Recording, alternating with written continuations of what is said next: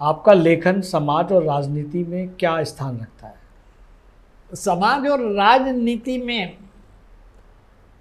देखो, पहली बात तो ये है कि मैंने लिटरेचर को कभी गंभीरता से नहीं लिया जी।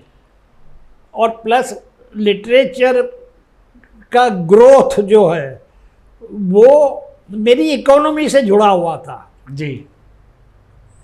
बेसिकली। जैसा मैंने बताया कि मैं चित्रकार बनना चाहता था। चित्रकार बनने के लिए आपको कैनवास के पैसे चाहिए, कलर्स के लिए चाहिए, बड़ा एक्सपेंसिव उस दौर में भी था, इस दौर में भी उतना ही। अब तो यानी कि लाखों में चला गया, तब हजारों में खर्चा था जी।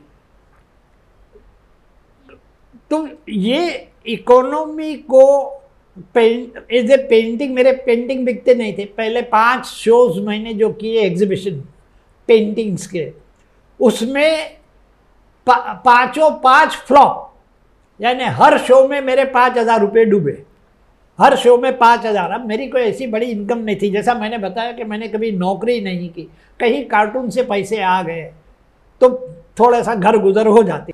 तो पेंटिंग में खर्च बहुत था जी। और उतने खर्च को घर भी निभाना है, शादी भी हो चुकी थी, एक और बीवी हल्ला बोल रही थी, दूसरी ओर मांगने वाले हल्ला बोल रहे थे, कर्ज मांगने वाले, चारों ओर से, और बच्चे तो थोड़े समझदार थे तो बाप का दर्द समझ लेते थे। ऐसे हालातों में मुझे ये ख्याल आया कि मैं और क्या कर सकता हूँ, लेकिन वो काम क्रिएटिव होना चाहिए। तो कहने का मकसद ये है कि जो भी काम क्रिएटिव है वो करने के लिए मैं तैयार हूँ। वाह। तो मुझे लगा कि मैं कार्टून भी आगे बढ़ा सकता हूँ। कार्टून तो मैं हॉबी के लिए कर रहा था, ये राइटिंग भी मैं कर सकता हूँ। तो मैंने पैसों के लिए लिखना शुरू किया जी।